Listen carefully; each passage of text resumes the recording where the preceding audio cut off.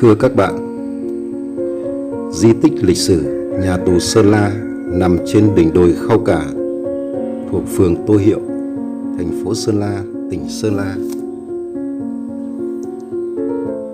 Từ năm 1930 đến năm 1945, thực dân Pháp đã giam giữ 14 đoàn tù chính trị với tổng số 1013 lượt tù nhân tại đây. Năm 1908 của thế kỷ trước, thực dân Pháp đã xây dựng nhà tù Sơn La, chủ yếu để giam cầm tù thương phạm. Ban đầu nhà tù chỉ có khoảng 500 mét vuông. Năm 1930, Hồng dập tắt phong trào cách mạng đang dâng cao. Thực dân Pháp mở rộng diện tích thêm 1.500 mét vuông và sau đó là 170 mét vuông nữa vào năm 1940, và nhà tù Sơn La đã trở thành nhà ngục Sơn La thực thụ, với mục đích biến nơi đây thành địa ngục trần gian để giam cầm, đày ải và thủ tiêu ý chí đấu tranh của những người chiến sĩ Cộng sản Việt Nam.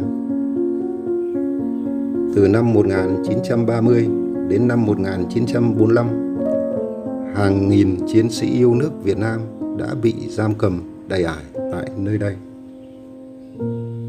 Những người bị giam giữ là tù chính trị thuộc các đảng phái, nhưng chủ yếu là tù Cộng sản. Năm 1930, thực dân Pháp cho mở rộng nhà tù thêm 1.500 mét vuông, gồm 5 nhà giam chính, 3 chòi canh góc và 1 chòi canh trung tâm giáp nhà giám binh. Năm 1940 tiếp tục cho mở rộng thêm 170 mét vuông, biến hệ thống nhà tù Sơn La trở thành nơi giam cầm khủng khiếp nhất.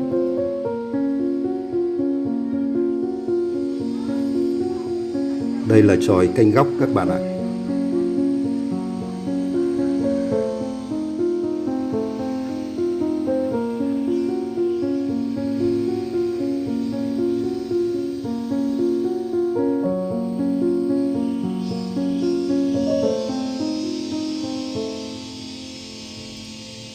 Trước mắt các bạn là khu nhà giám ngục, là khu nhà ở và làm việc của binh lính Pháp.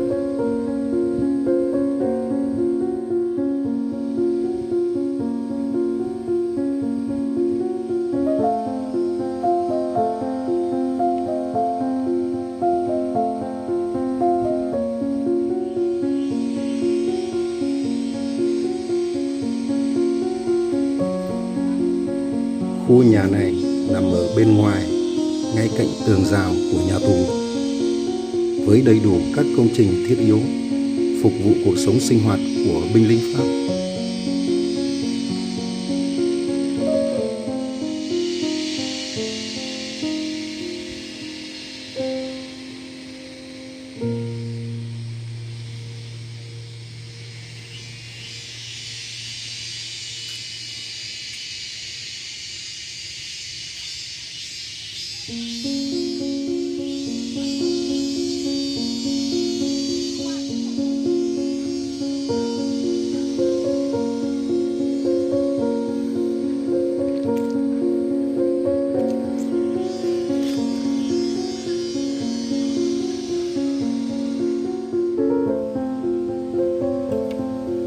Trải qua 3 lần xây dựng và mở rộng, nhà tù Sơn La có tổng diện tích là 2.170 mét vuông.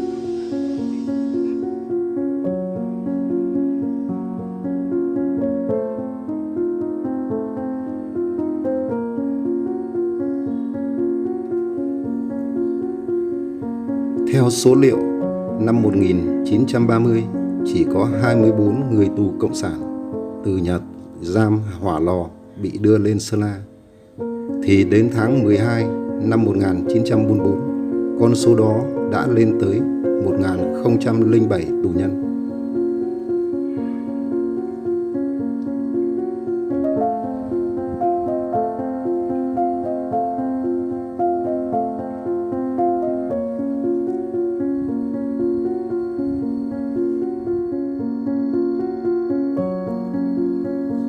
Thực dân Pháp đã biến nơi đây thành một địa ngục trần gian để giam cầm và đầy ải, thủ tiêu ý chí đấu tranh của những người cộng sản.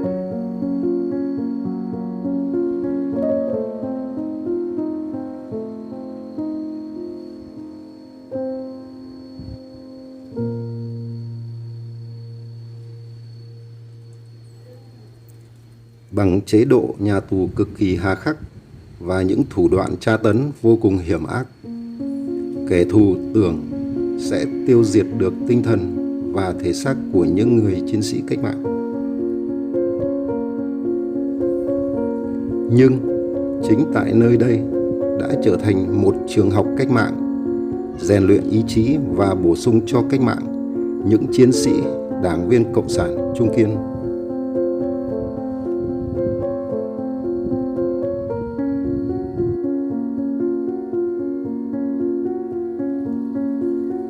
Vào năm 1943,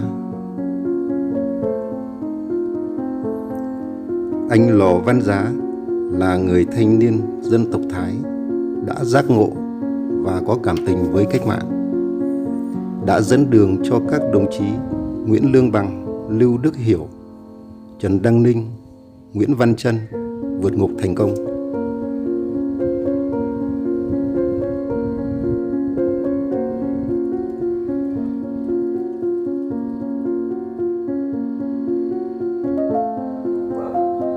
Cây đào Tô Hiệu.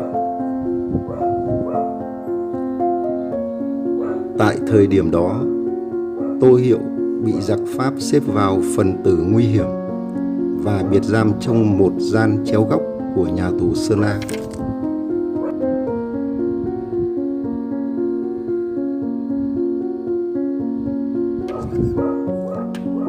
Ông phải làm việc khổ sai, biệt lập, không được tiếp xúc với ai ngoài lính gác.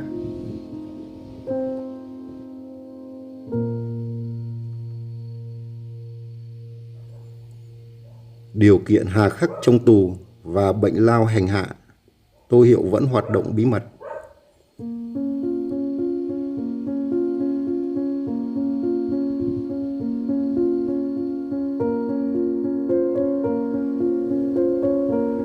Trong suốt 4 năm trong nhà tù Sơn La, ông đã vận động, cảm hóa được nhiều binh lính ở đây.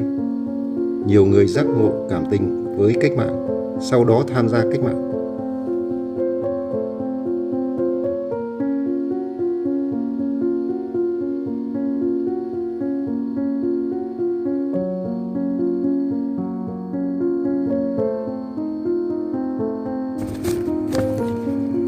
Các bạn thấy đấy, nhà tù Sơn La được xây dựng rất kiên cố với hệ thống canh phòng thì bảo mật, và ở trên vị trí là đỉnh một quả đồi như vậy. Người tù thì ốm yếu do bị đầy đọa cả thể xác lẫn tinh thần, mà vượt ngục thành công thì được coi là kỳ tích, là huyền thoại.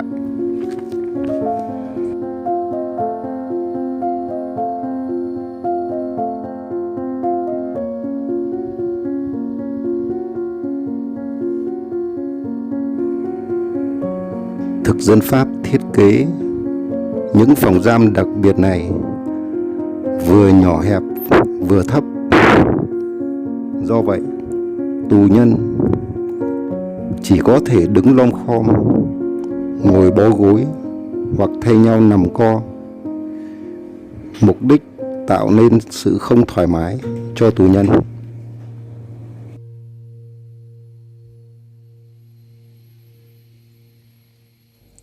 Nơi giam đồng chí Tô Hiệu.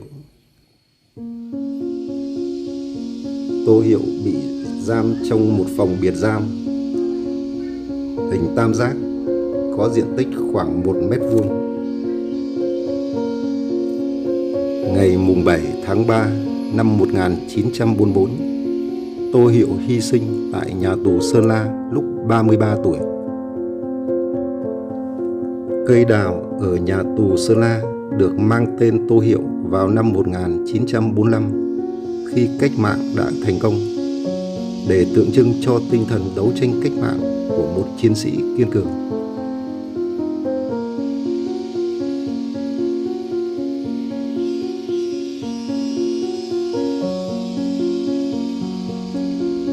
Đây là chòi kênh góc các bạn ạ. Nó có 2 tầng. Nó cũng là một lô cốt luôn.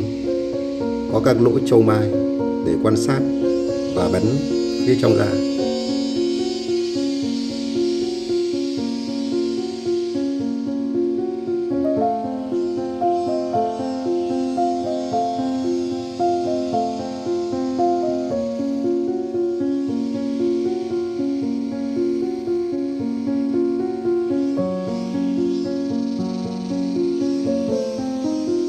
Đây là bức tường bao quanh nhà tù. Trên có răng dây kẽm gai và cắm mảnh chai dày đặc.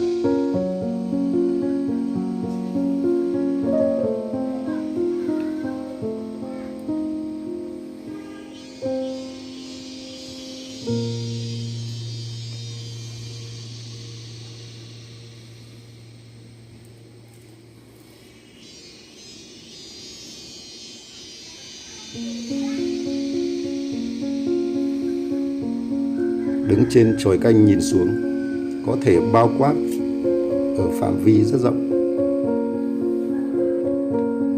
cả bên trong và bên ngoài nhà tù.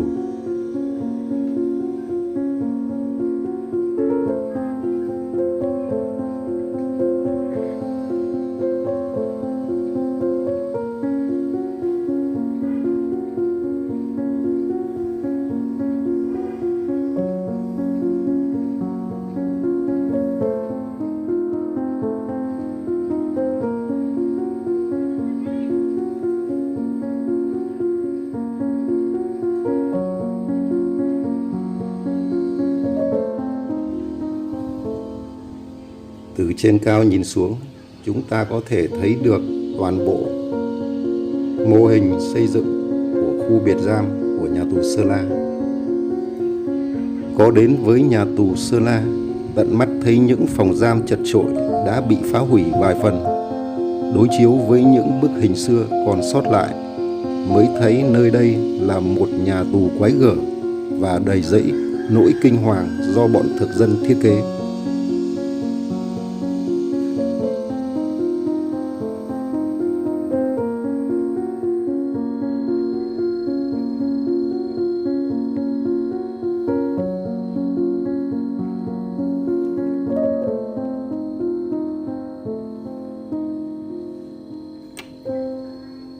Cao điểm nhất, trong một phòng giam đặc biệt này, thực dân Pháp đã giam đến 4 tù nhân.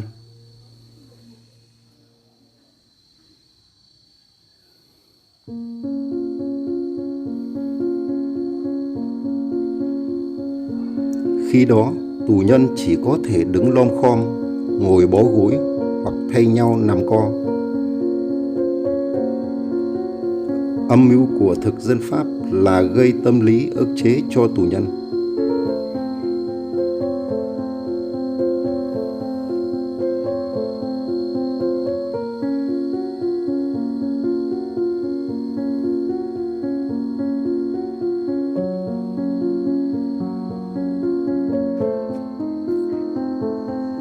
Trại Ba Gian.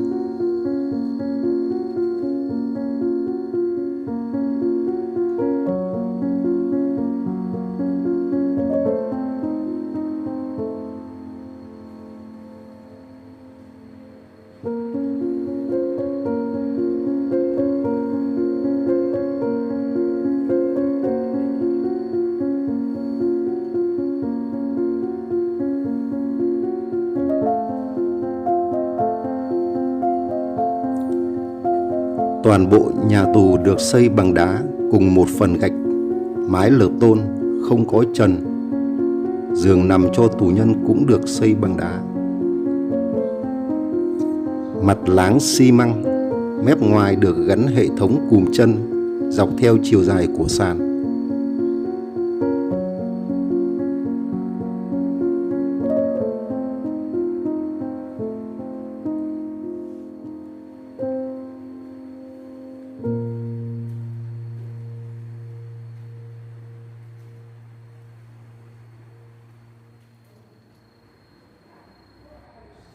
Học tập trong tù.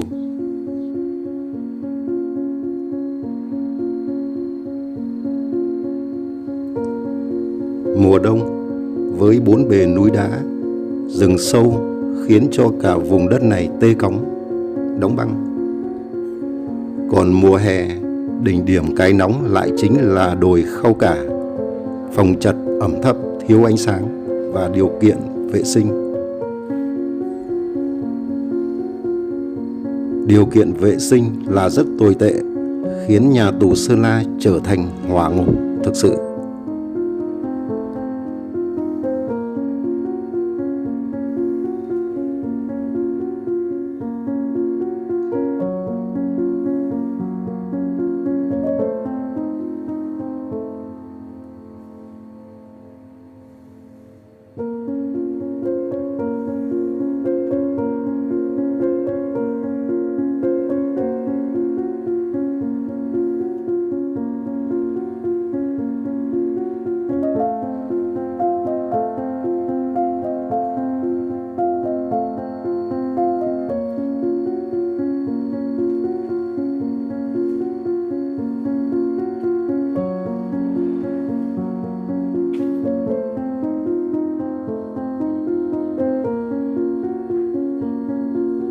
Trại Hai Gian.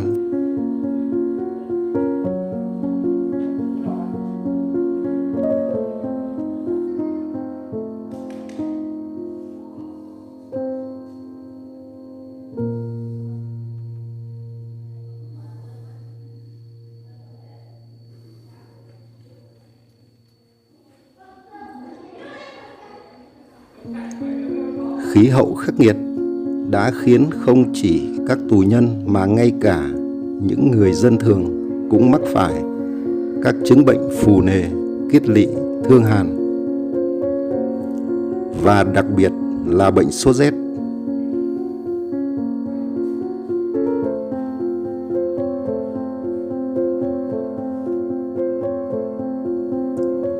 Tù chính trị họp chi bộ.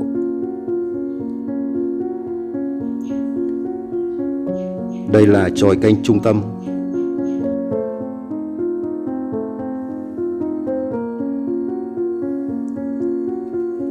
Thực dân Pháp đã lợi dụng khí hậu để tiêu diệt dần sinh lực và giết tù nhân.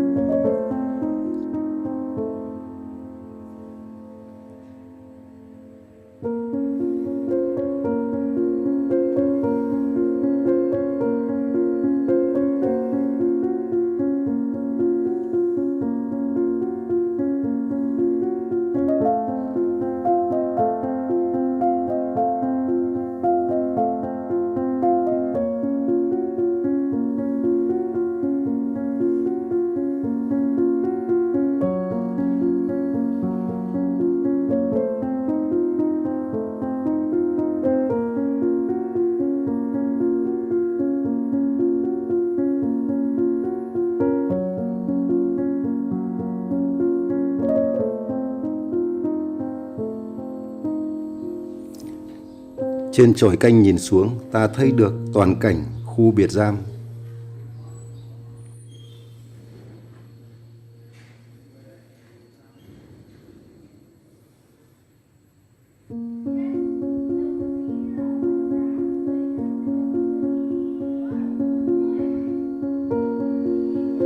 Trại giam lớn.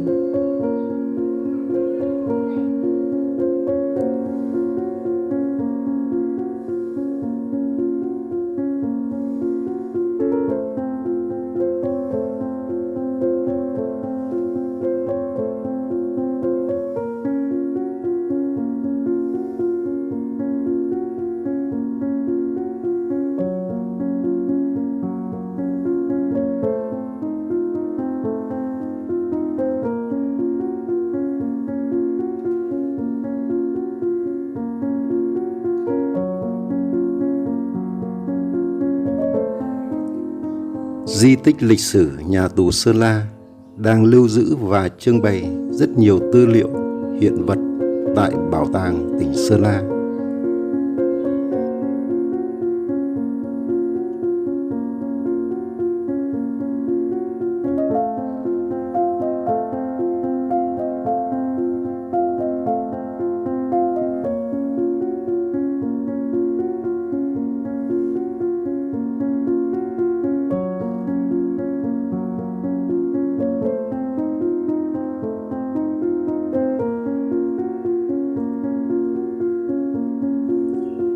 Nhà tù Sơn La là một bằng chứng có ý nghĩa cực kỳ quan trọng, minh chứng điển hình về tội ác tàn bạo của chế độ thực dân cũ đối với nhân dân Việt Nam. Đồng thời khẳng định chủ nghĩa yêu nước chân chính, ý chí bất khuất của dân tộc Việt Nam.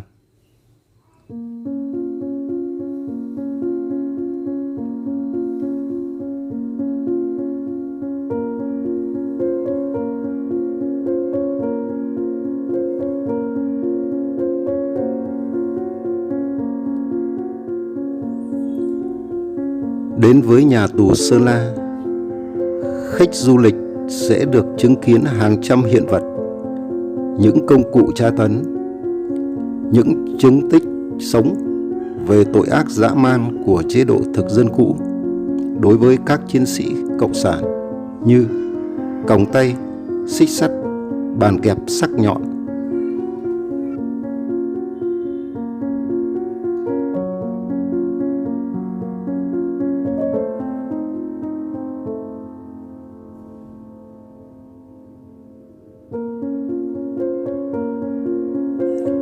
Nhà tù Sơn La là một trong những biểu tượng của ý chí, của tinh thần đấu tranh bất khuất, kiên cường của những người cộng sản nhằm chiến thắng chế độ tàn bạo của chủ nghĩa thực dân. Do vậy, nhà tù Sơn La đã trở thành di tích lịch sử nổi tiếng.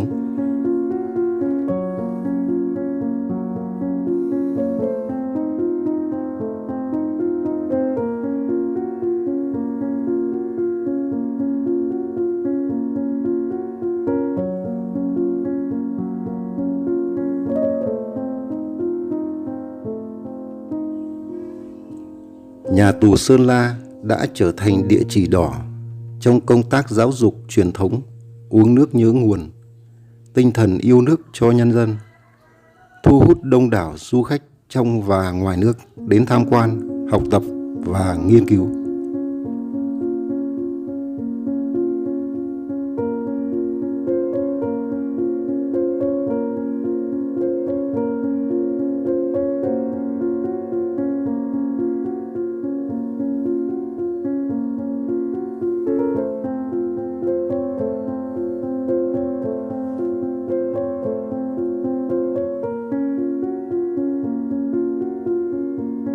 Cối xay thóc.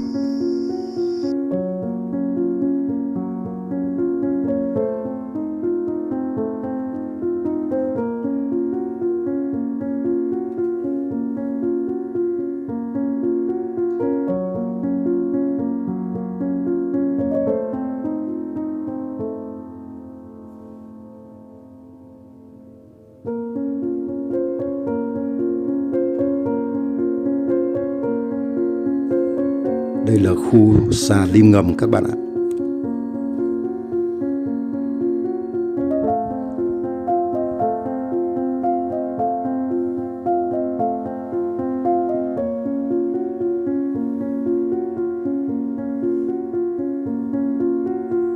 Xà lim ngầm.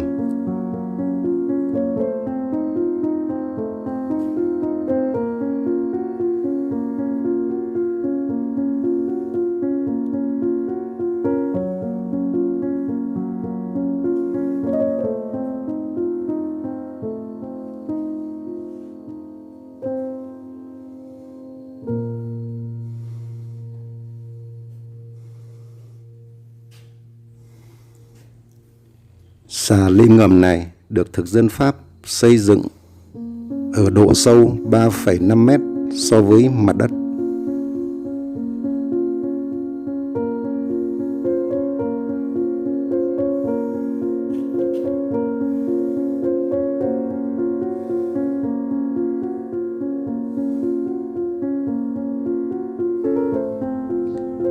Trong mỗi phòng giam đều có hệ thống hố xí nổi không nắp đậy, cao hơn nền nhà, không có nước dội.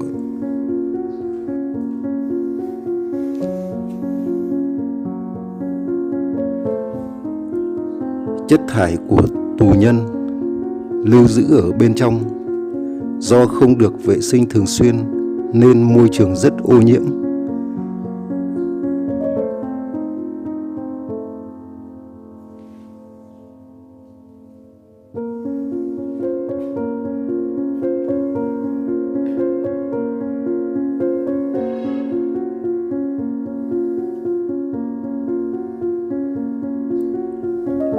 Với lối thiết kế như vậy khiến môi trường ngột ngạt và phát sinh dịch bệnh.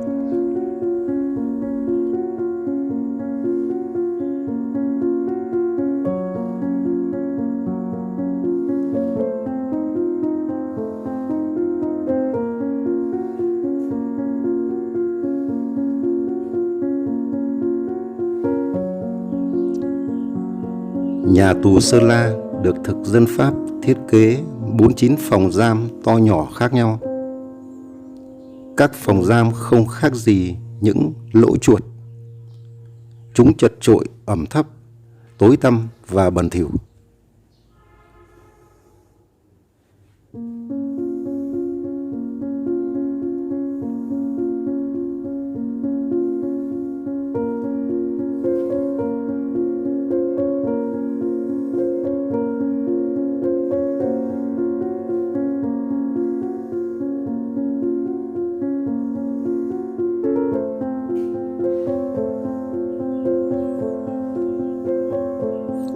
Tất cả các phòng giam không phòng nào giống nhau, mỗi cái một kiểu kỳ dị.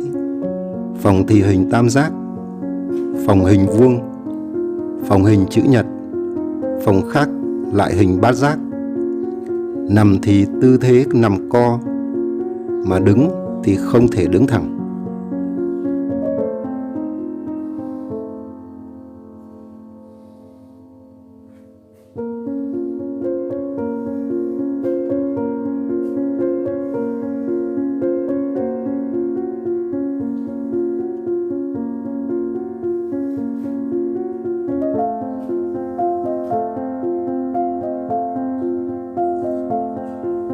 Không chỉ đầy đọa tù nhân chính trị về thể xác và tinh thần, thực dân Pháp còn thủ tiêu ý chí đấu tranh, ý định vượt ngục của họ.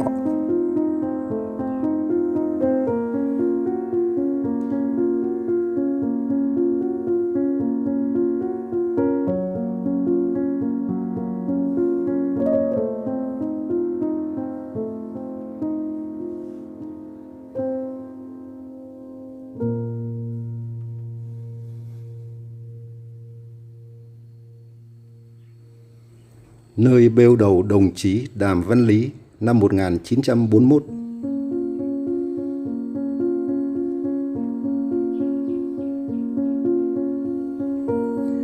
Thực dân Pháp đã chặt đầu tù nhân và bêu đầu tại đây, nhằm thị uy và uy hiếp tinh thần tù nhân.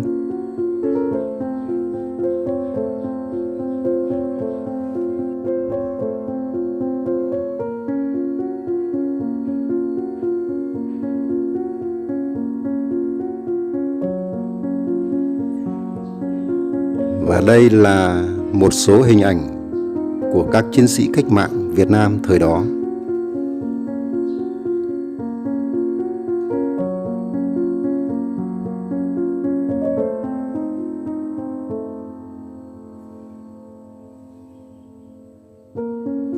Như Nguyễn Văn Trân,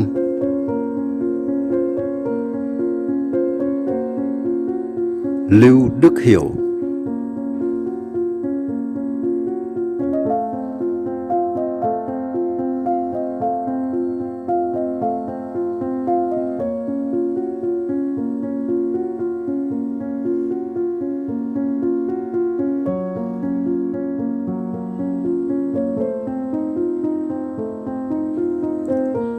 theo dấu chân những người vượt ngục năm 1943.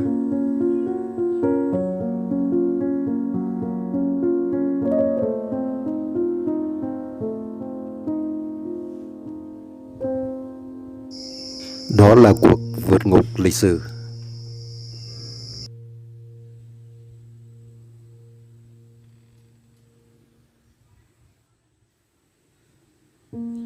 Anh hùng liệt sĩ Lò Văn Giá.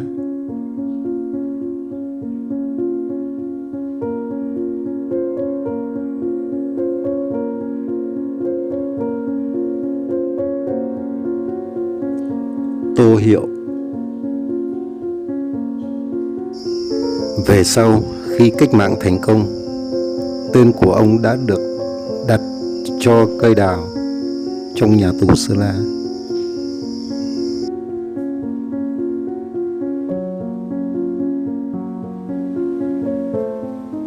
Đây là bản đồ hệ thống các nhà tù của Pháp tại Việt Nam.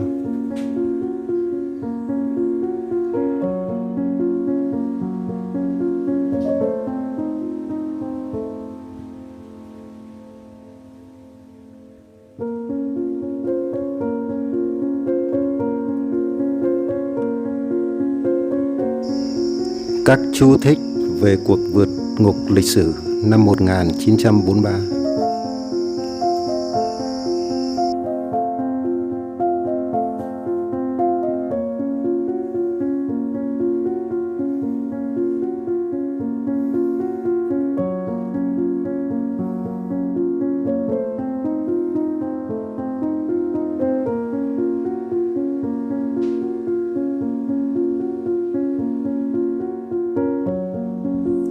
Trại giam mở rộng.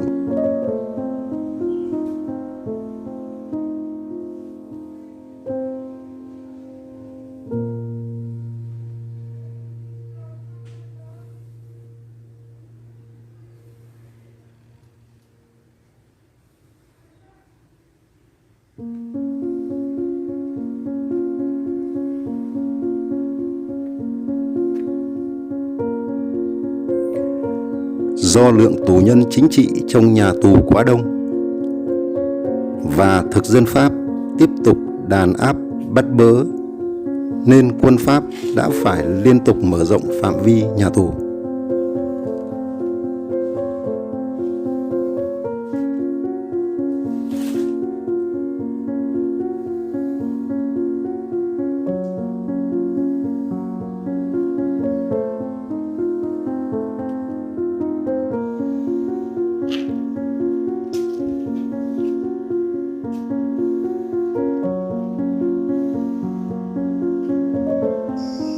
Mặc cho hệ thống nhà tù của Pháp gia tăng, mặc cho quân Pháp tiếp tục khủng bố và bắt bớ, cũng không ngăn cản được người Việt Nam đứng lên giành độc lập, khẳng định chủ nghĩa yêu nước, ý chí bất khuất của một dân tộc.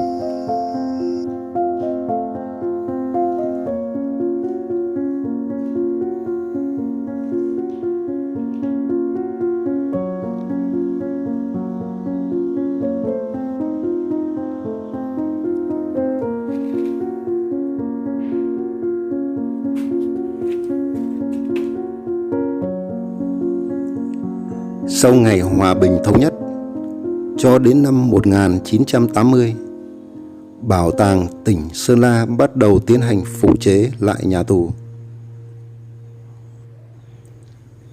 xây dựng lại một số đoạn tường rào bao quanh, phục chế lại 2 tháp canh, nhà bếp, trại giam lớn, gia cố lại hầm ngầm, xà lim ngầm, xây dựng các bức tường của các phòng giam theo dấu vết của các nền móng cũ. Chúng ta đang coi lại khu biệt giam đã đổ nát do 2 lần bị ném bom trong quá khứ. Một lần do quân Pháp ném bom và sau này là quân Mỹ.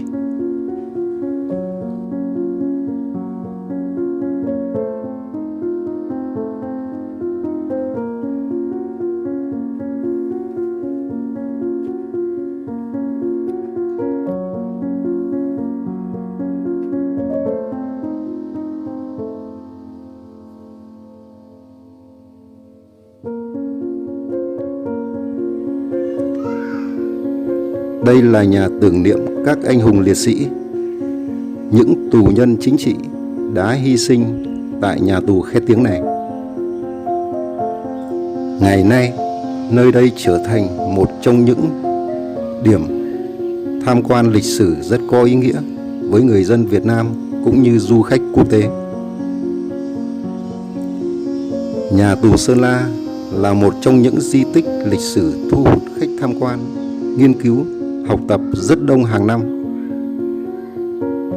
Nếu có một lần nào đó bạn tới Sơn La, về với núi rừng Tây Bắc thì đừng quên ghé thăm địa điểm du lịch cội nguồn giá trị này. Hàng năm, di tích lịch sử nhà tù Sơn La đã đón tiếp hàng trăm ngàn lượt du khách đến tham quan, nghiên cứu, học tập để được trải nghiệm hồi tưởng lại cuộc chiến tranh diễn ra trước đây. Các bạn sẽ cảm nhận được tinh thần yêu nước, sự sẵn sàng hy sinh vì độc lập dân tộc. Những sự hy sinh của các bậc tiền bối đã để lại cho hậu thế hôm nay một đất nước thanh bình. Tất cả như nhắc nhở các thế hệ nối tiếp hãy sống, làm việc và học tập sao cho xứng đáng với những gì mà các bậc tiền bối đã dày công gây dựng.